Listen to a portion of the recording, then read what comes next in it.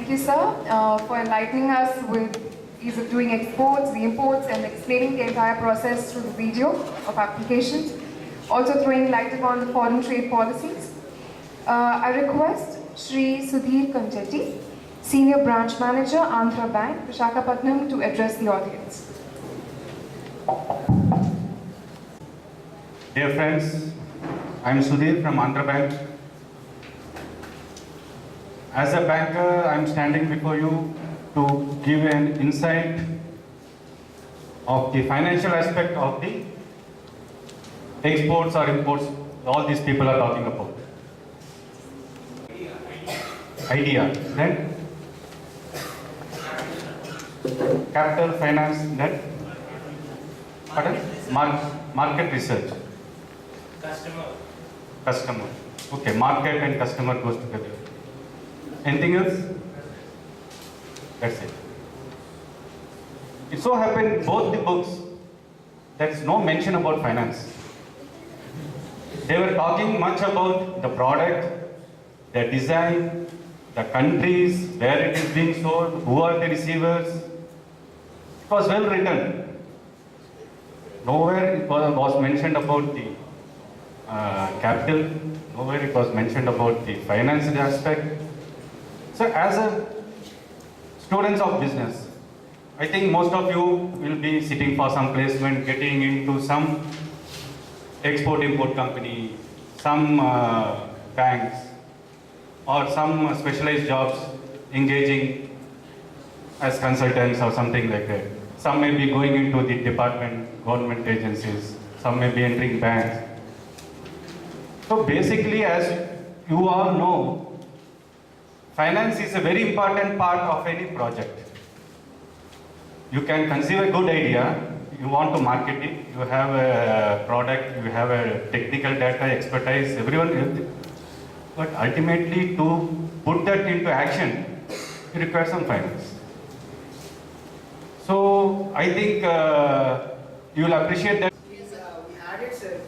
This is altogether a different assignment. In our import plan, we have letter of credit mentioned in it, wherein we take it from issuing bank. No, I am not generalizing it. It so happened in the two things which I have seen, it was not there. I am not trying to find fault with anything. I am saying, as you all know, that finance is a very important part. Okay. Now coming to my area. See, before going into the banker's point of view, how the bank will help you as an exporter or as an importer. First of all, you should be in a position to fulfill all these guidelines. DGFT, E-code, customs, all kinds of import duties, export duties, certificate of origin. If you are fulfilling all this, then comes the role of a bank. So, as an importer, you are importing goods, you need an agent or you need an intermediary through whom you can get your money. Similarly, when you export, again a bank will come into place where you will receive some money. So bankers, day in and day out, are associated with the importers and exporters in various aspects. Now, I am going to give a small briefing or insight on how the banker is going to help an importer and exporter.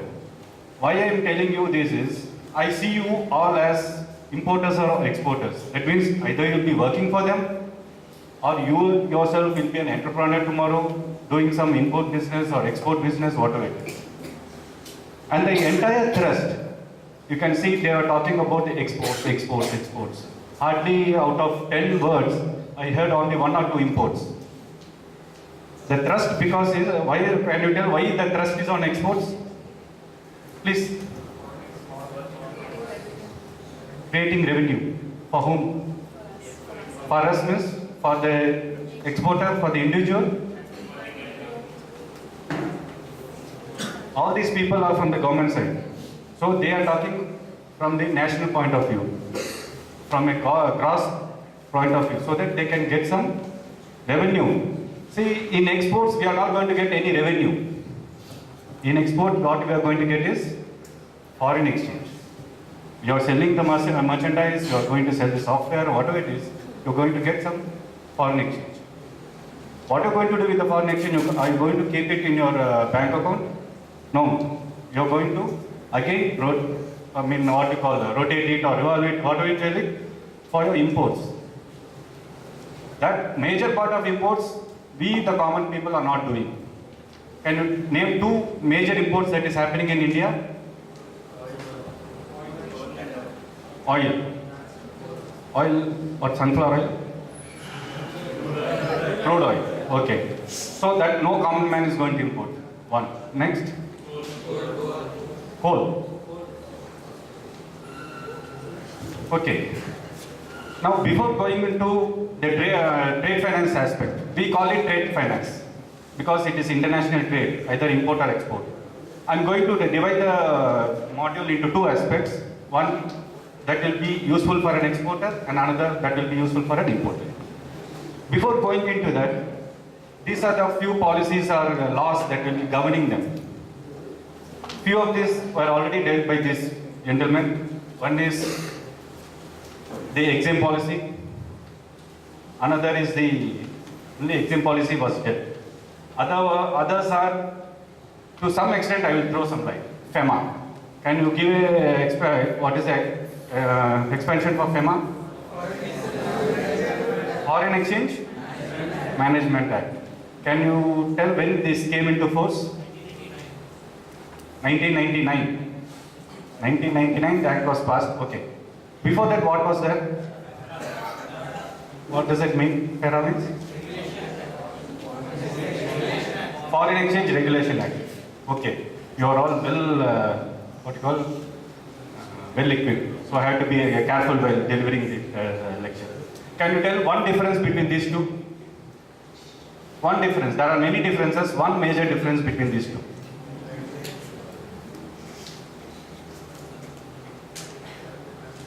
So you have the information. This FEMA was formulated by scrapping FERA. Why? No one knows.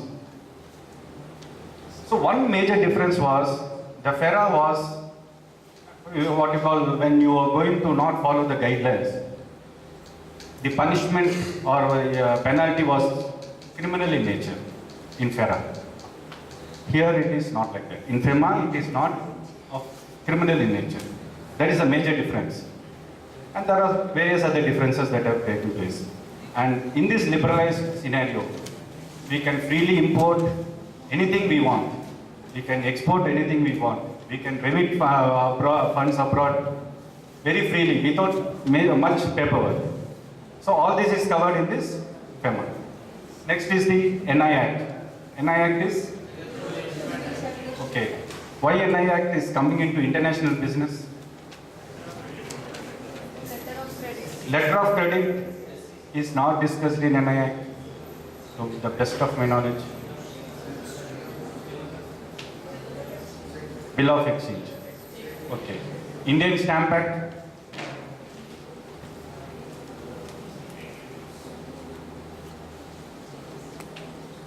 Same for the bill of exchange. Sometimes we need to pay some stamp duties. Okay. For various documentations, we have to adhere to the Stamp Act. Next is the exempt policy, which is already dealt with. Next, RBI guidelines. Reserve Bank of India is the controlling authority. See, for imports or exports, there are various agencies which are doing. As far as finance part is concerned, RBI is the monitoring authority or regulating authority for banks. And next is the FEDI. Have you heard of the word FEDI? Students of international business, at least you should be familiar with this word. FEDI represents Foreign Exchange Dealers Association of India. Okay? Now, who is conducting this seminar? DGFT. But FIO.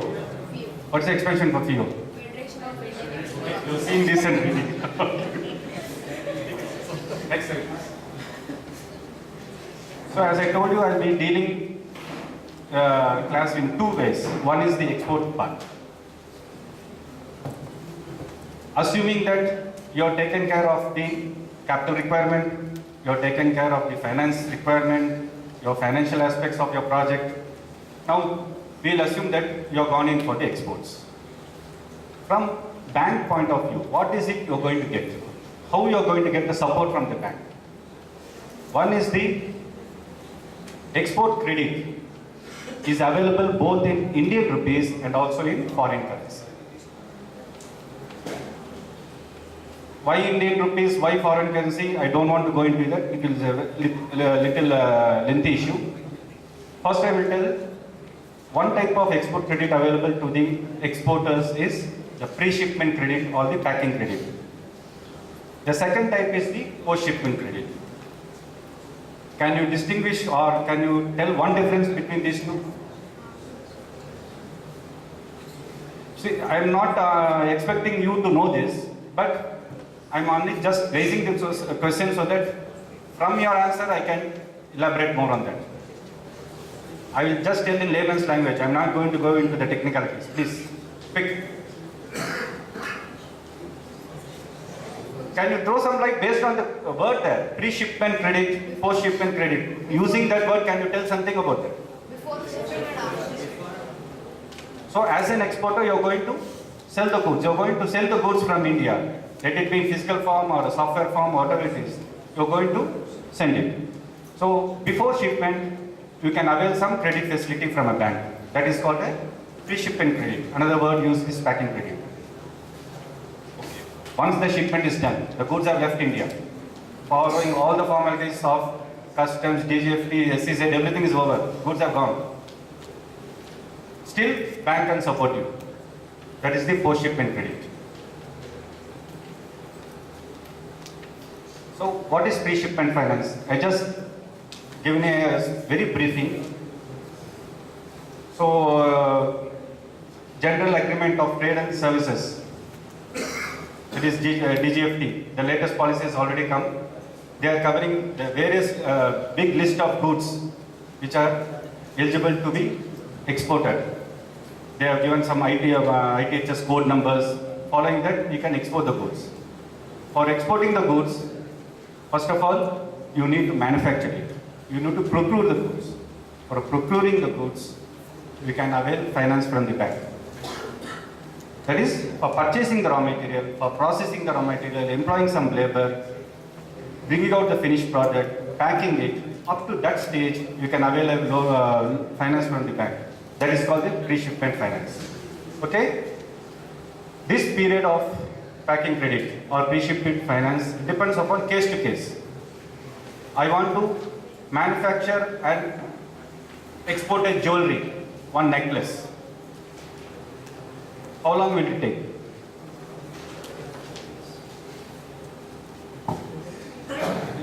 Good number of women are there. One good looking necklace, how long it will take to manufacture? I am giving you raw gold. You have purchased some raw gold. A day. Not a day. Say we can say 5 days, 1 week. That's all. The jewelry is finished. We can export it. So, for that 1 week or for that 10 days, whatever it is, you can avail a credit. Whereas you are going to manufacture a machinery. You have to assemble a machinery. Will it happen in 1 week? It may go even up to 1 month, 2 months, 6 months. So, depending upon the individual case-to-case basis, we can avail finance from the banks. Next.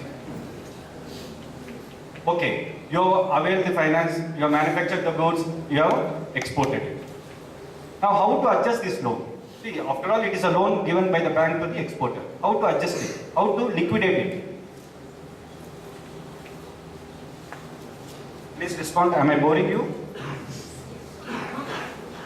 So, you have taken a loan from the bank for export. You need to close it. How you are going to close it? Repay. That's what I mean. How? EMI. You are not going to take a vehicle loan.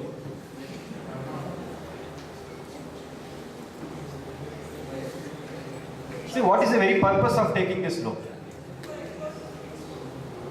For export. You have taken this loan for doing some process and exporting the goods.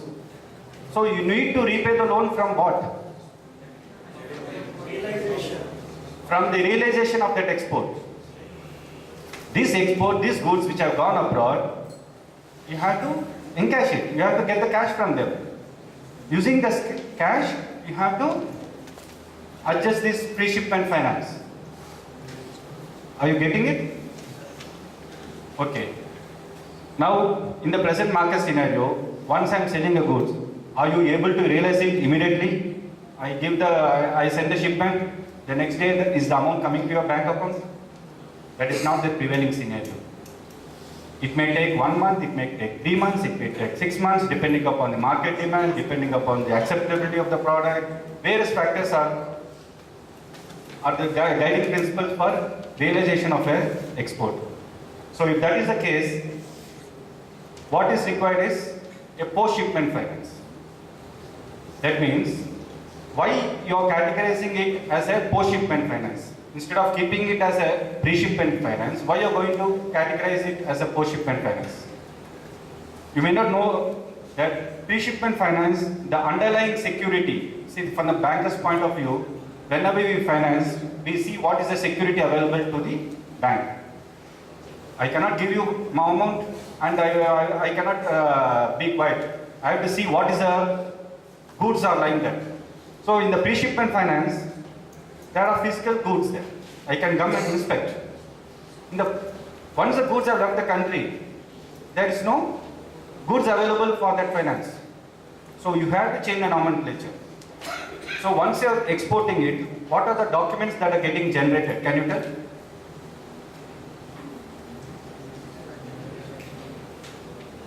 Students of international business, please respond.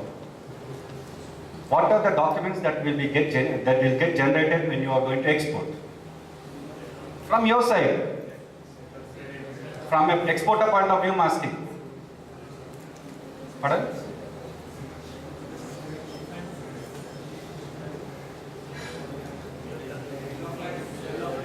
Bill of lading, fine. Letter of credit, no. Packing? Packing list?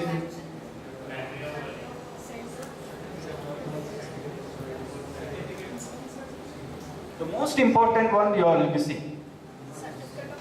Certificate of origin. Invoice. First of all, you have to bill him, no? You have to raise an invoice. That is the primary document.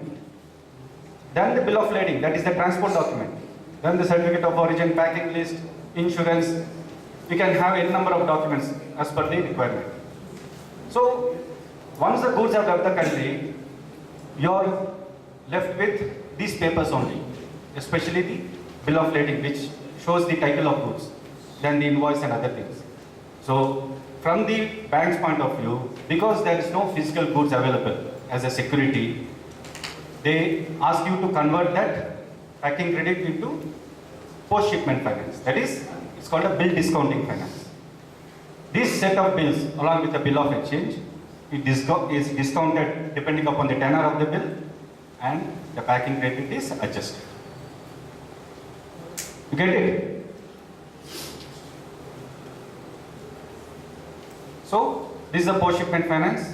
You are going to do an export, the bill is raised, you are going to the banker, submitting the invoice, and one important document which is being submitted to the banker is, apart from the invoice and bill of lading, one most important document is there.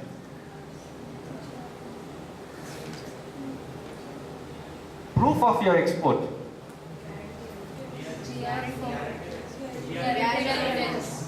GR form. Olden days it used to be called GR. Okay? That GR form is the most important document. That only proves that the goods have left the country. So all these documents are submitted to the bank and you're going to avail a post-shipment finance. See, you may be, as an exporter, the finance is need-based.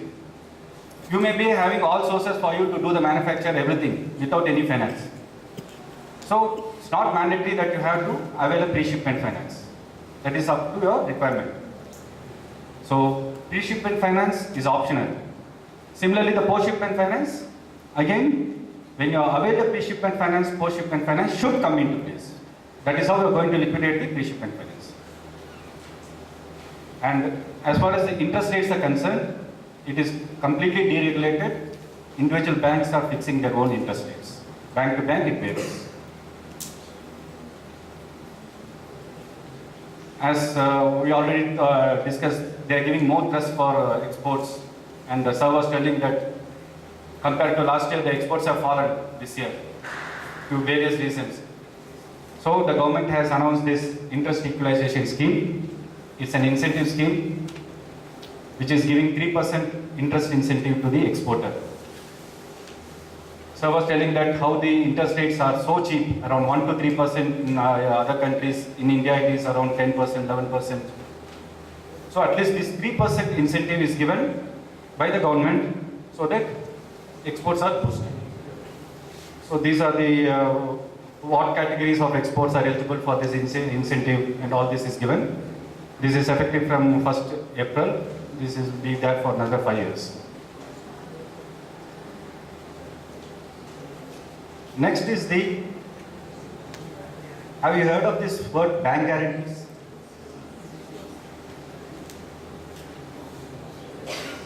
Anyone? No. Okay.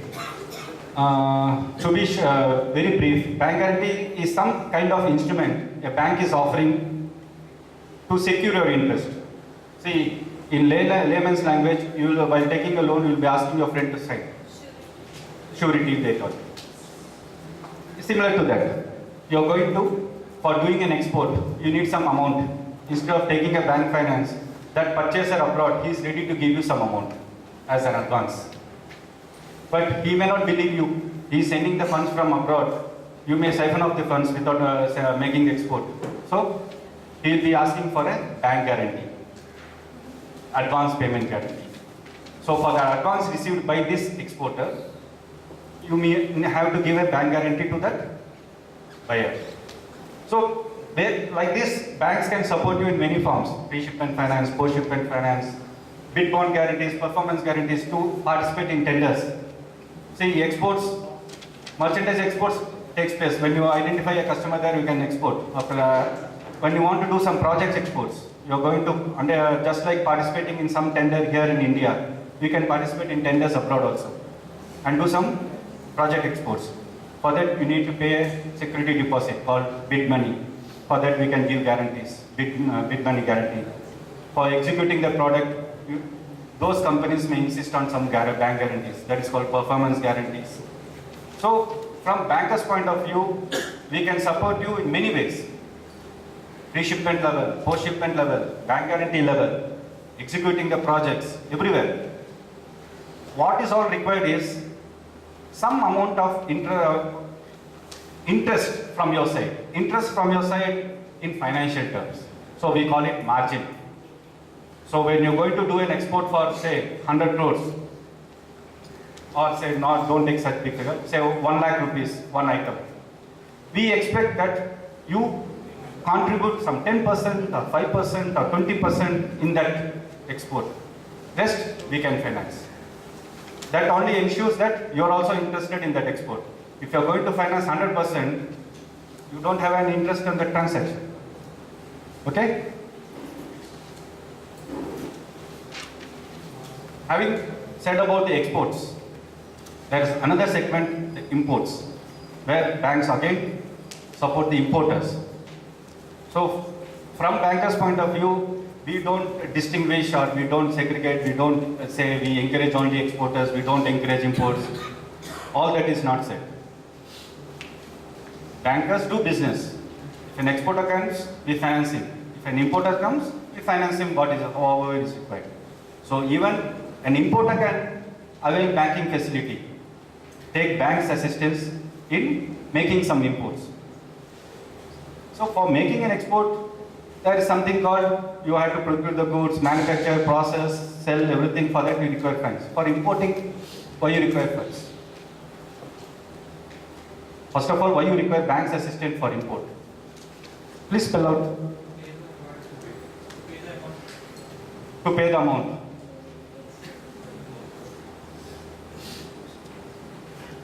See, letter of credit is not a guarantee, first of all. Okay. See, our sir was telling how the customs are supporting exporters. If they are going to import something, they are going to give some duty exemption. If you are going to fulfill the exports, they are going to give duty exemption for the imports they are making. So, from the government point of view, they are giving such support. From the banker point of view, we are giving financial support in the form of letter of credit, co-acceptance, trade credits. See, first of all, letter of credit and bank guarantees are entirely different. Very briefly, I'll tell you, bank guarantee, as someone said, is just like a surety. If you are not going to pay, I will pay. In the advance payment guarantee, an exporter is receiving funds from abroad. If you are not going to do the export, that man will claim the money from the bank and the bank has to pay. It's just like a surety. Bank guarantee is nothing but a surety. Whereas letter of credit is not like that. Letter of credit is entirely different instrument. It is only going to add some comfort level for the transaction. Buyer, seller, trade transaction, it is going to add some comfort. See, an importer is sitting in India and a seller is sitting elsewhere abroad. He is going to sell the goods to you. He doesn't know you. You don't know him. So, this letter of credit, this instrument will act as a comfort for them. Because they may not believe you, but they will believe your banker. That is the reason for establishing letter of credit in trade transactions. So letter of credit is governed by, have you heard of that? UCPDC?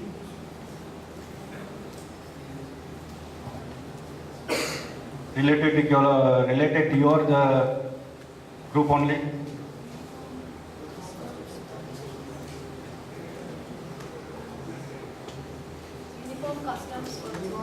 Uniform custom practice and documentation. Fine. Okay. There is one international organization called ICC. Have you heard of it? What?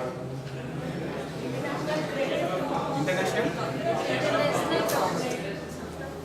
International Commerce. What is that? International Chambers of Commerce. So it's an apex body for all the chambers of commerce of various countries. Okay? They only formulated these guidelines or rules or articles, whatever you call it.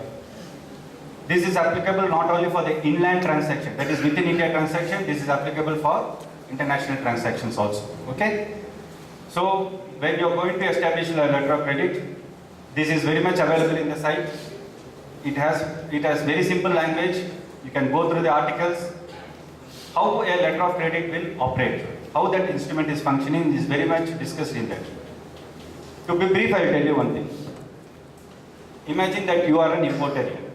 An exporter is staying in some other country. He wants to sell the goods to you. That is, you want to purchase some goods. He has not seen you, you are not seen him. Your correspondent on the email, the commodity is fixed, rates are fixed, everything. Sample, quality, specifications, everything is done. Ultimately, this instrument is used. This importer here sitting in India, he will go to his banker, ask for opening an LC, opening a letter of credit. This letter of credit is delivered to the supplier there. So he will go through the terms of the conditions, whether it is as per the specifications agreed between these two people, and he will make the shipment. So the goods will come to India. So similarly, the documents will be getting generated there. For him, the invoices, the bill of lading, all those things will be generated there. Along with the letter of credit, he will go to his banker, submit the documents, and from that bank to the bank in India, the documents will be coming, and the payment is done. The payment can be done in two ways. What are the two methods? Tenors, two tenors for the bills. Bill of exchange, there are have you heard of tenor in the bill of exchange? Have you heard of the word side bill? site usance.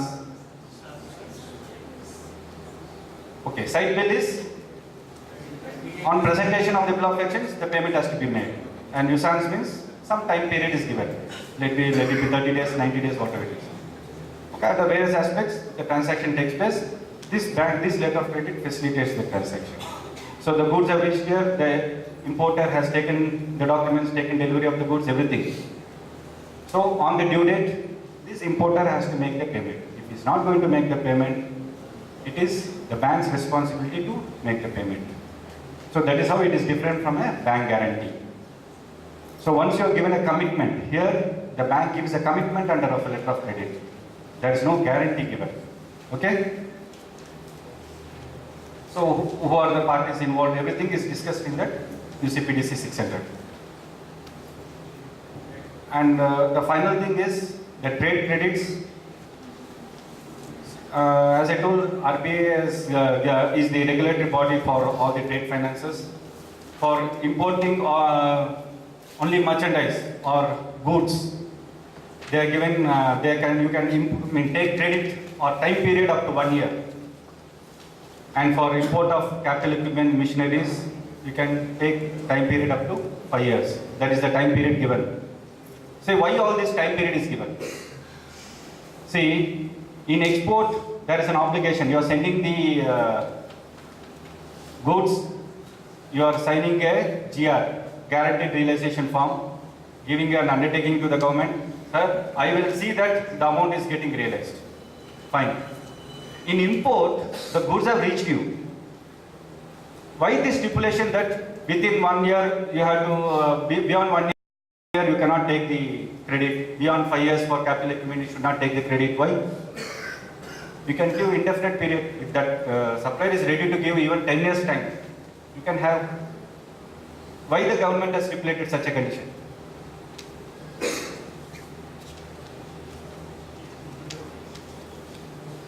Suppose we want to be transparent. See, balance of trade, you all know, balance of payments. You cannot just pile up your liabilities just like that. There should be a time frame for realizing your liabilities also. So that is the reason, just as you are making giving a GR, here also time frame is given for making the payments. Okay? And various criteria are there how to avail these trade credits. Having said this about the export, import, everything, every aspect has some risk. Every transaction has some risk, especially in financial transaction. What are the risks involved and how you are going to mitigate those risks? One is the country risk. In an export transaction, you are going to send the goods to some country. You can send it to US, you can send it to UK, you are very comfortable, you know the names. Mongolia. There are some countries where it has its own problems. So when you are doing an export to such countries, you are going to take some risk there. So government through ECGC, there is one more body called ECGC. They will publish a list of countries which is having low risk, medium risk, high risk, various categorization. So using that data, you can mitigate the country risk. Then currency risk. You are not going to deal in Indian rupees. You are going to deal in a foreign currency. It can be any currency. Of course, the 10 permitted currencies, not the other ones. Can anyone tell the permitted currencies? List of permitted currencies? One by one, please. Dollar, US dollar, then euro, pounds, yen, yuan. Which country is yuan? Yes, fellow, it's not a permitted currency. Next, Swiss franc, Riyadh, Singapore dollars, Australian dollars, Pardon? Sri Lankan. Sri Lankan rupees, no.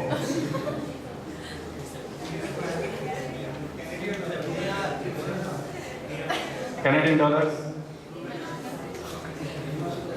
Swedish krona. Okay? So these are the 10 permitted currencies in which you can transact.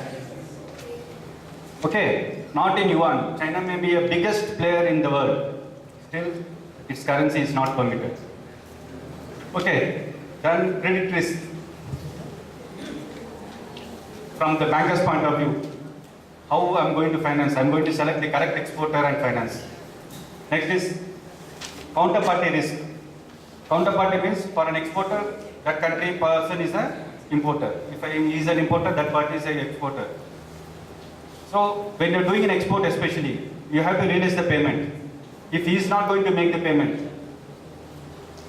so there also the risk is involved. Exchange risk. What exchange? Stock exchange? Foreign exchange risk. What is the risk there in foreign exchange?